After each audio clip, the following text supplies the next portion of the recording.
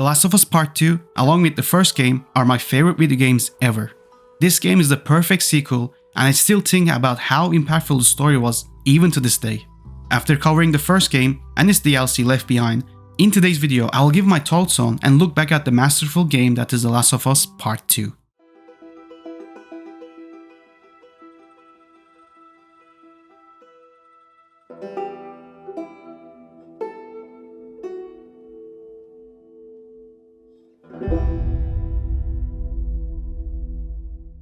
Before I start, I want to say that this video will spoil the second game, so if you haven't played the game or don't want to get spoiled on what will happen in the second season of the hit HBO show, then I would suggest turning off the video now. You have been warned. Once again, developed by Naughty Dog, The Last of Us Part 2 was released in 2020 to very controversial mixed reviews. We will get to those reactions later on. Firstly, I want to talk about my history with this game. After finishing the first game, I thought that was it. There will be no more sequel or a spin-off set in this world, and that was for the best. They made an amazing standalone game that told a touching story, and a story that had a beginning, middle and an end. I honestly thought it didn't need a sequel, plus I was scared they would mess it up. So for years, I held the first game near and dear to my heart. During that time, Naughty Dog made 2 brilliant Uncharted games. I was fine, but I could feel deep down I would love to see a sequel, or even a side game set in the Last of Us world. So that day back in 2016, when the PlayStation Experience presentation happened, I came home from college, checked my phone, and saw a trailer for The Last of Us Part 2. I genuinely thought it was fake. Like there was no way.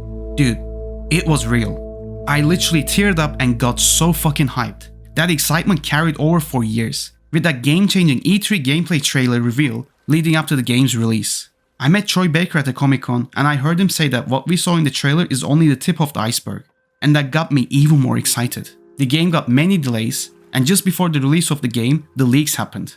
According to Sony, the breach came from an individual who exploited a vulnerability in older Naughty Dog games servers. Major plot points, cutscenes, gameplays had been leaked. Thank God I avoided every spoiler and leak during that time. I don't know how I did that, because I was on Twitter every day, but somehow I avoided them. So people were super pissed, and the controversy surrounding story decisions led to a toxic launch for this game. I'm just gonna say, I didn't give a shit. I got my copy, played it, and loved every fucking second of it. This video will be a long one, so buckle up. Everything in this video is captured from the PS5 remastered version. The PS4 version still looked game-changing, but I wanted to show the better version. Let's start with the gameplay.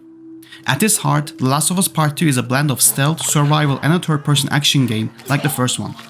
You're constantly navigating through hostile environments, alternating between exploring, looting, solving light puzzles, and engaging in tense combat situations. The pacing balances tense silence with sudden bursts of violence, keeping you on the edge the whole time. The gunplay this time around is just intense. The shooting, the sound design for it,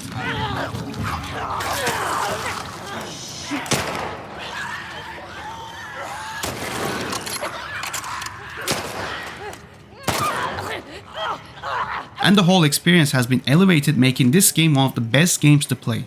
Stealth is more advanced than the first game.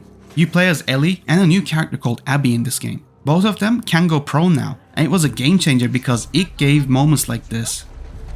How would she get down there? Crawling through grass, under vehicle, and even squeezing through tight gaps to reposition or hide just expanded what The Last of Us gameplay could be. The gunplay is better than ever. Every shot feels so impactful and satisfying. The body parts being dismembered was crazy to see. This game is so graphic and it shows in its hand-to-hand combat as well. Ellie is built smaller, so she uses her knife to attack and dodge. You heard that right. You can dodge now, and man, like everything else, it feels amazing. Abby on the other hand uses brute force with her fists. Ending enemies after beating the shit out of them was so cool. You also get other weapons like a pipe or a hammer. Those were super effective as well. Upgrading your gun on the tool bench was super detailed, and I was in awe every time I saw these animations. In this game, sound matters a lot, as enemies react to broken glass, footsteps and gunfire. The AI in this game is way better than the first game, and I love that. The enemies are more aggressive and reactive. If they spot a fallen comrade, they'll search harder or hunt you with molotovs and dogs. Like always, you can use distractions like bottles and bricks to lure enemies or create openings. Crafting system returns as always, and you can build medkits, silencers, molotovs, traps, arrows and more from scavenged parts. It's much more detailed compared to the first game. So every part is worth searching for.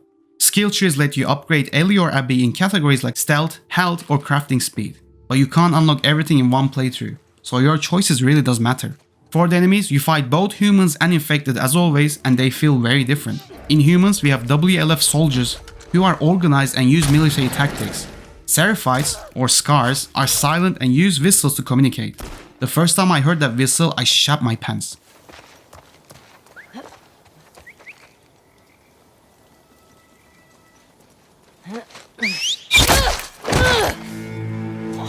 It created such an atmosphere that I haven't witnessed in anything similar yet. That dance forest with a cool chasing you around is just nightmare fuel. I'm just going to say I won't show any violence towards the animals in this video. Dogs also play a role in enemy squads. They can track your scent, so you're encouraged to stay away from them or take them out quietly, which adds an emotional weight as I really didn't want to harm, but sometimes I have to.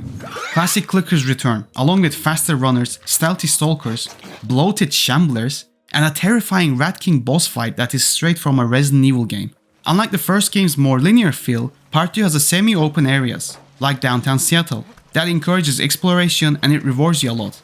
Naughty Dog took Uncharted 4's semi-open world and expanded on it in this game. The graphics in this game is just next level. I would argue that Last of Us Part 2 and Red Dead Redemption 2 are still the best looking games I have ever seen. This game features best in business and graphics, and I gotta say, I absolutely love playing this game. Naughty Dog really perfected their mechanics. And like the first game, the story is on par or even better than the gameplay. At its core, The Last of Us Part 2 is a revenge quest.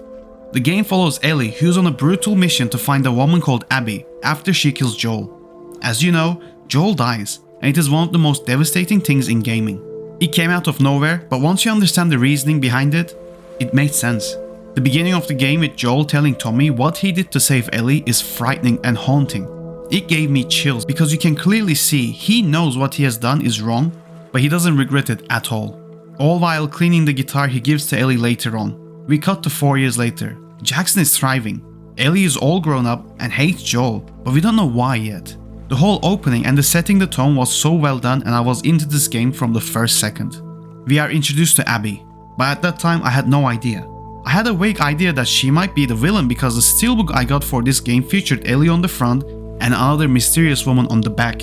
I was so confused to whom she might be, so I thought, oh, she's the villain. But when the game made you play as Abby in the tutorial section, I had doubts she might be the actual villain, because why would we play as the villain? I was so fucking wrong, for the half of the game. As she tries to reach a lookout, she runs across Joel and Tommy, and once she learns their name, her whole attitude changes. See, at the time, I knew she was looking for someone, but didn't know who. That's when I realized, oh shit, she's actually looking for Joel, because of her facial expression changing. Little details like this made Naughty Dog master of attention to detail. Abby lures them to the lodge, all while Ellie is chilling with Dina. And that was the moment, people.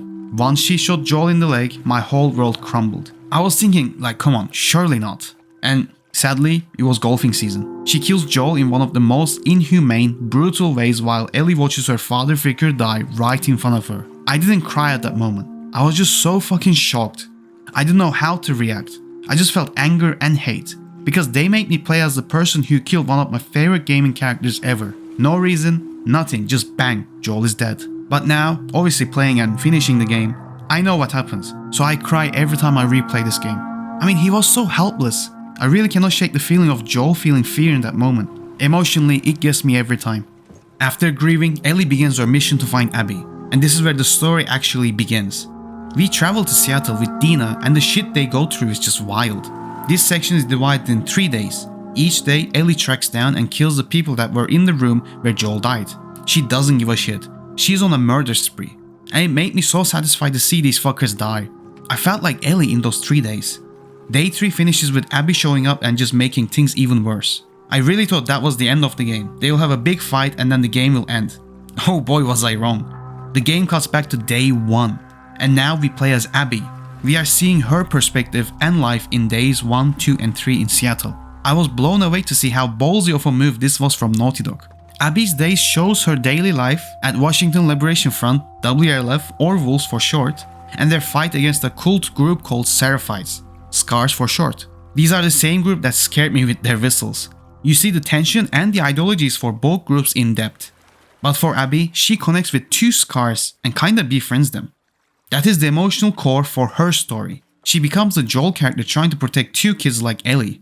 The more I played, the more Abby grew on me. I was really enjoying her character, and once we learned that the doctor that was supposed to operate on Ellie and save the world was Abby's dad, it just all clicked.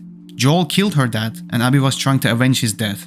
It makes sense Joel would die in a horrible fashion because, just look at the world around them. People die in horrible ways, so it was just fitting.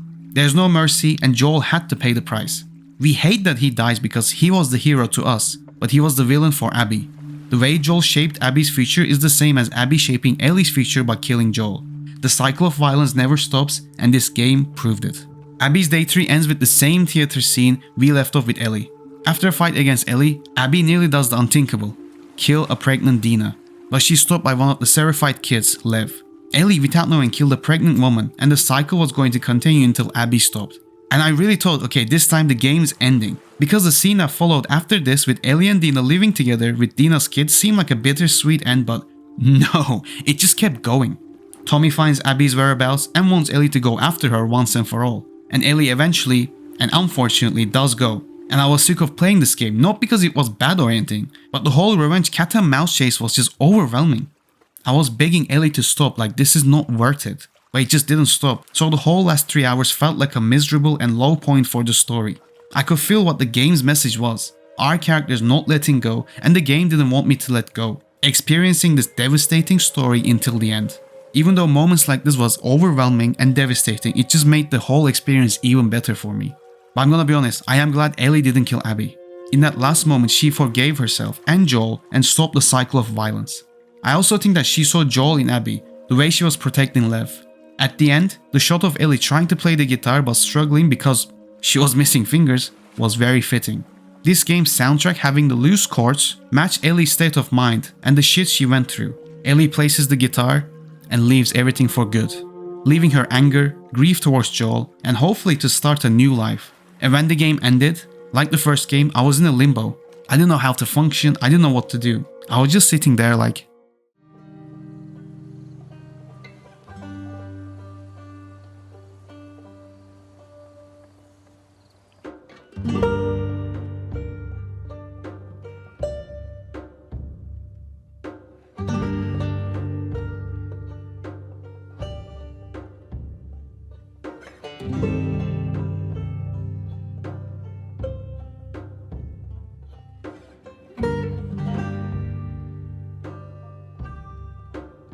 I adore this story and I will defend it forever. What pain does to a person is explored so well that I haven't seen in any medium explore these themes this well. Every actor and voice actor does an incredible job bringing these characters to life. And let's talk about these characters. Ellie is the protagonist, and in this game she's fierce, more violent and determined. She is consumed by grief and driven by a desire for revenge, which really tests her morals and identity. I was rooting for her until she killed Mel, and then I knew, okay, this is going too far now. The cycle of violence seemed like it would never end.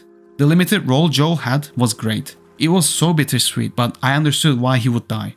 I loved his flashback scenes which gave more context to the character and the story, but his death is what sets the entire story into motion.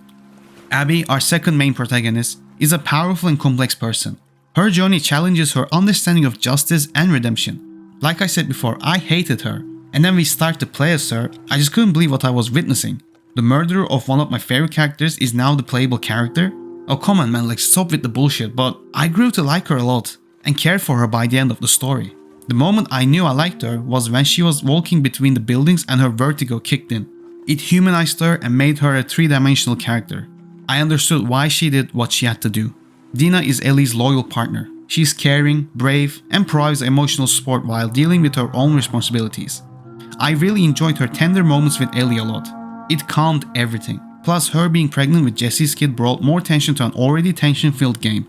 Talking about Jesse, he is Dina's ex, but he's dependable and a selfless friend.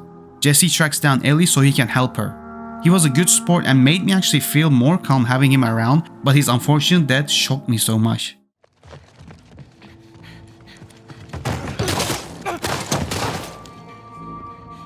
Tommy is deeply affected by loss and becomes increasingly consumed by revenge, much like Ellie. This showed a different side of him.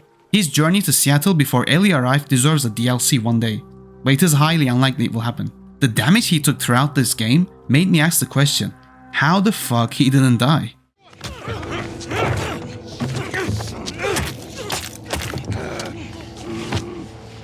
Wasted it. Wait. Get off of her! We get to see the humanity of Seraphites through two characters. Lev, a young and courageous outcast from the Seraphites. He challenges tradition and risks everything to live authentically with his sister. His bond with Abby was really sweet and mirrored Joel and Ellie. And the other one is Yara, Lev's older sister. She shows great strength and sacrifice as she fights for her brother's safety and their freedom. Seeing and exploring these two characters really make me understand the Seraphites. They're just people trying to survive in this harsh world. The Salt Lake crew plays a big role alongside Abby. The members are the villains who killed Joel, but from Abby's gameplay and her point of view, we see them in a different light. Owen, a conflicted WF soldier, is gentle at heart and dreams of peace, struggling with the violence around him and his love for Abby. He was the most sympathetic character in the group and I kinda felt bad for him by the end. Mel, a compassionate medic, is caught between her loyalty to her friends and her disapproval of the violence they're part of. Nora, a former Firefly turned WLF member. Nora faces the consequences of her past alliances and her role in Joel's death. Manny, Abby's close friend and a skilled soldier. Manny is loyal, he's humorous and is willing to fight alongside her no matter the danger. And the way he dies, like most of the characters, really shocked me. And then we have Isaac, the ruthless leader of the Washington Liberation Front. He rules with fear and is driven by war and dominance. I wish we got to explore his character even more, but it looks like we will in the TV show. Overall, The Last of Us Part 2 is a spectacular game and a devastating experience that breaks me every time. The only nitpick I have would be that the first exploration part of Seattle with Ellie and Dina was a little too long, but luckily I didn't have that problem when I recently replayed it. As you can guess, Last of Us Part 2 is a 10 out of 10 game for me. Part 2 along with the first game are my favorite games ever. Both are brilliant and I can't decide which one I like more. And to be honest, I don't want to decide as I love both of them.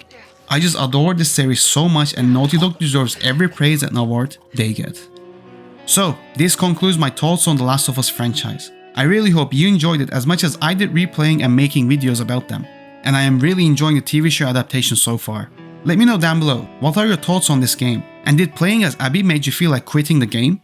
As always, I'll see everyone on the next video.